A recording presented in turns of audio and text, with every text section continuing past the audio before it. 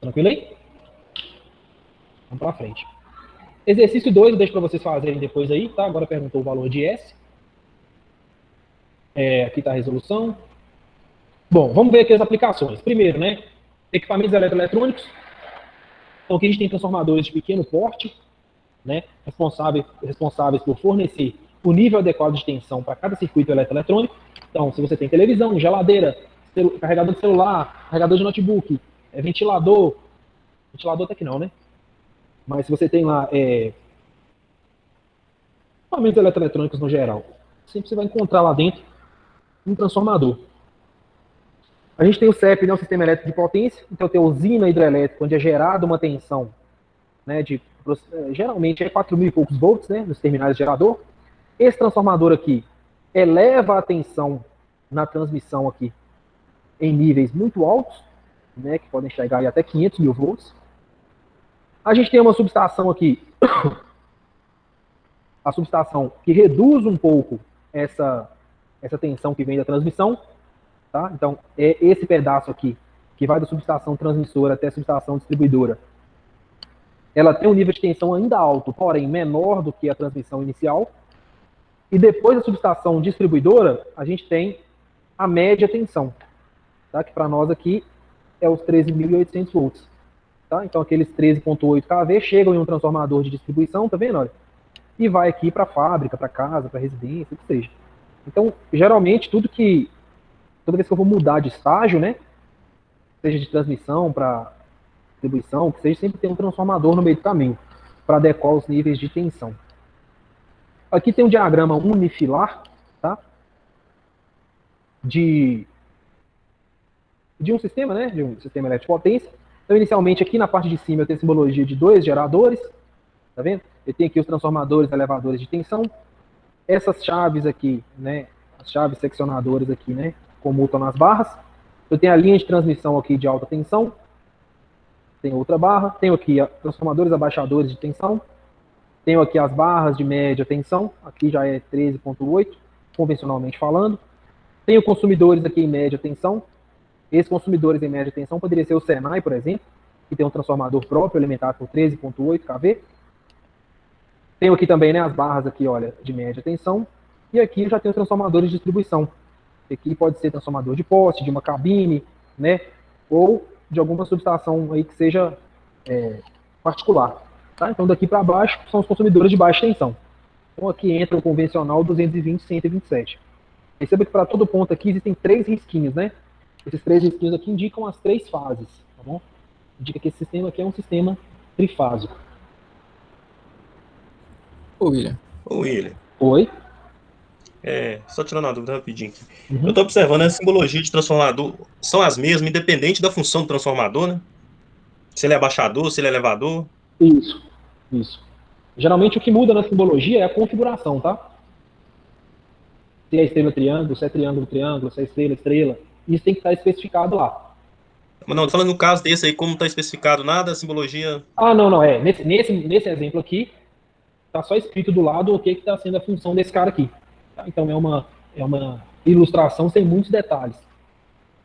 Beleza? Mas no diagrama também, William, vem a simbologia, não? Oi? No diagrama também vem a legenda. Isso, precisa vir. Precisa vir sim. Mas o que eu estou falando com você é o seguinte, se a gente fosse detalhar um pouco mais esses transformadores aqui, por exemplo, aqui tem 2 transformadores, olha. Como que eu sei se a configuração desse cara aqui, desse transformador, é a mesma do de cá? Se eu tiver uma legenda que fala que todos os transformadores, por exemplo, todos os transformadores elevadores de tensão têm a mesma configuração delta estrela. Um exemplo. Aí sim. Agora, fora isso, eu posso indicar aqui também como é que tá. É estrela aterrada, triângulo, triângulo, o que seja, eu coloco aqui na indicação. Ou coloco, igual você falou, na legenda. Mas tem que estar indicado isso aí, beleza? Inclusive, Mário, na situação de aprendizagem suas lá, vocês vão perceber que tem partes lá que vai ter uma configuração específica de cada parte. E isso tem que estar explicitado na atividade, entendeu? Entendi, ok. Ô, William. Oi. Eu queria te perguntar, bota um slide, por favor. A respeito dessas barras, significa o que essas barras? Essas barras são alimentadoras. Por exemplo ali, barra de média tensão. O que seria aquela barra ali? Essa barra aqui é o ponto de conexão, tá? Porque aqui, olha, você tem alimentadores saindo de um ponto, né? e chegando em outro ponto. Então, a conexão aqui entre os alimentadores, né, por assim dizer, o conjunto da derivação dos alimentadores, a gente chama de barra.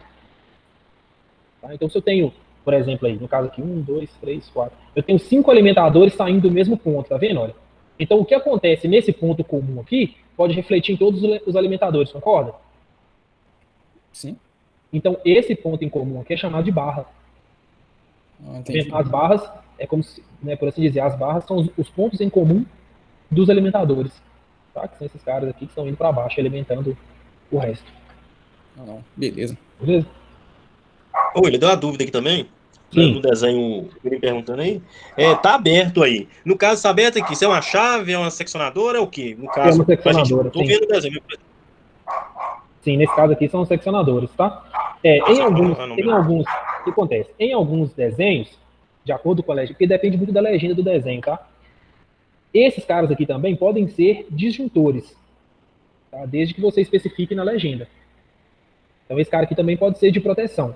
Mas, nesse modelo aqui, a gente pode considerar que são seccionadores, são chaves que abrem e fecham aí só a título de manobra.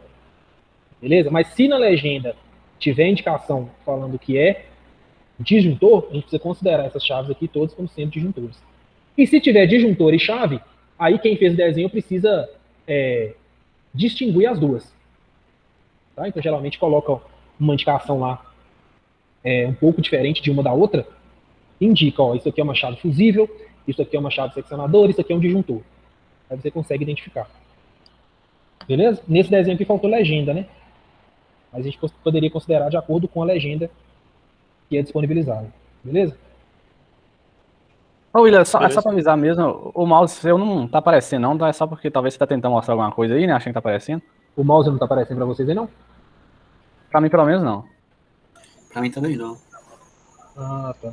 Vou mudar aqui, então, vou riscar, aí fica melhor. Deixa eu ver aqui se eu colocar caneta. Não, caneta não. Contador a laser. Agora aparece, né? Tá sim, tá beleza aí. Ah, tá. Fechou. Então vamos pra frente. Transformadores aí, ó. Exemplo de transformador. Bitela de um transformador aí, ó. Foto de 2007, né? Os transformadores aí são transformadores de força. Gigantescos aí em uma subestação. Então aí tem o mesmo transformador. Perceba que aqui tem as buchas, né? De alta tensão, ó. Conectadas a esse transformador. A bucha aí do transformador, ó. O transformador é de 300 MVA, cara. MVA, MVA, milhões, né? Então você já imagina aí a tensão que esse cara vai trabalhar, né? Nesse caso aqui, olha, é de 500 para 138 kV, de 500 mil volts para 138 mil volts. Essa bucha aqui precisa ter, além dessa dimensão, feita desse material aqui, olha, que é isolante, tá? Para não permitir que aconteça um arco elétrico da ponta da bucha para a carcaça. Tem que estar muito bem isolado. E essa distância aqui é projetada. Ela não é aleatória. Vou botar mais uma foto aí da bucha do transformador. A gente tem um transformador aqui, transformador regulador, né? Ele fica entre duas barras aqui. E a função dele vai ser só monitorar os níveis de tensão, né, por meio do sistema automatizado e regular. Né, seja regular para mais ou para menos. E o tipo de regulação que ele faz depende da hora do dia. Geralmente é horário de pico aí, né? Horário de ponta. Ele precisa elevar a tensão, porque tem muitas quedas de tensão acontecendo. De madrugada, o efeito capacitivo prevalece e a tensão nas barras aumenta. Então é ideal que os transformadores reguladores façam com que essa tensão seja reduzida. Né? Sempre manter um controle ali da tensão nos níveis adequados. Aqui tem um diagrama mostrando um sistema de transmissão, utilizando aqui transformadores. Então tem aqui um transformador, tem um gerador aqui, um transformador que eleva a tensão aqui para 50 mil volts, tá vendo? Outro transformador que reduz essa tensão para 44 mil volts, depois para 4.6 kV, depois para 120 volts. Tá? Então aqui está geração, transmissão e distribuição. Então fica claro aqui a divisão do sistema elétrico de potência e a importância dos transformadores em cada ponto. Eles que fazem a interface das classes, né? Geração, transmissão e distribuição, basicamente. Aí entra a questão da medida, né? Como que eu faço para medir uma tensão de 500 mil volts? Será que existe instrumento que mede aqui, olha, 500 mil volts? Que mede aí 750 mil volts? Que equipamento é esse aí que eu vou conseguir fazer essa medida? E outra, será que existe um equipamento que eu consigo medir aí 5.000 amperes? Então eu preciso pensar também em equipamentos que façam isso. Então existem transformadores, chamados de transformadores de corrente, que a função dele é a instrumentação. Então, pelo transformador de corrente, na foto aqui está mostrado bem, olha, pelo transformador de corrente aqui, vai passar uma corrente muito alta, da ordem de quiloampere. E para ser fácil a medição, tanto a medição, né, para a gente conseguir saber o que está acontecendo lá, também para o sistema automatizado. Então a proteção do sistema funciona com uma tensão mais baixa, refletida, né? Então todo o monitoramento é feito em tensões e correntes menores. Eu estabeleço limites menores, né, de forma que eu consiga monitorar com mais segurança e usando equipamentos que são menos robustos. Então, nesse caso, passa aqui uma corrente muito alta e o transformador de corrente reduz essa corrente para leitura, né? E essa leitura é feita de forma isolada. O que está acontecendo no primário desse transformador é refletido de forma magnética para o secundário. As medições podem ser feitas e decisões tomadas, se for o caso. A próxima foto aqui, ó, transformadores de potencial, é exatamente a mesma função do transformador anterior, onde a ideia aqui é medir, né? Só que nesse caso, ao invés de medir corrente, está medindo tensão. Então, tensões da ordem de quiloampere são reduzidas para algumas centenas de ampere. Desculpa. Tensões da ordem de kilovolts são reduzidas para tensões da ordem de centenas de volts. De forma que os instrumentos e a medição fiquem segura, né, e isolada da parte de alta tensão. Então, vocês pensem aí. Sempre quando você tem transformador de corrente e transformador de potencial, ambos são para medição. Beleza? O jeitão dele é esse aí que está sendo mostrado na foto. Mostrando aqui também, ó, transformador de corrente, transformador de tensão. São chamados aqui nas siglas, né, TC e TP. Perceba que eu sei que esse cara aqui é transformador de corrente, olha, porque o cabo está passando por ele e continua, tá vendo? Olha? Ou seja, ele está em série com o ponto que ele está medindo. Ó. Então ele é, de fato, um TC. Né? E um TP aqui está pegando só um ponto qualquer, né? Pega um ponto e a referência, medindo em paralelo com o sistema, ele consegue fazer a conversão de forma tranquila. Lembrando que isso tudo aqui está em uma subestação, né? Bom, a gente tem agora aqui as perdas em transformadores. Quantas horas aí? São 8h30. Eu estou finalizando aqui, tá? Perdas em transformadores, igual eu falei, a gente tem as perdas no cobre, que são as perdas pela resistência ôhmica dos enrolamentos, tá? Aquela resistência de fio dada pela lei de Ohm. E a gente tem perdas por correntes parasitas também nos condutores. Tá? Então são perdas, essas correntes aqui são correntes de mais alta frequência, elas são bem baixas, tá? O que mais pega aqui nessas perdas no cobre são essa primeira aqui, ó, perda por resistência dos enrolamentos. E a perda no ferro, né, que também é chamada de perda no núcleo, são as perdas por correntes parasitas, que também são chamadas de correntes de Foucault, e são as perdas aqui também por esterese magnética. Tudo foi falado na aula de ontem. Então, as duas divisões, né, são essas aí de classes. Então, eu tenho aqui um modelo real de transformador. Lembra que o modelo ideal de transformador só leva em conta o acoplamento, né, do primário com o secundário. Não leva em conta reatância e resistência do primário, reatância e resistência do núcleo e reatância e resistência do secundário. As reatâncias geralmente indicam as perdas relacionadas a campo magnético, tá? Elas são modeladas matematicamente como sendo reatâncias.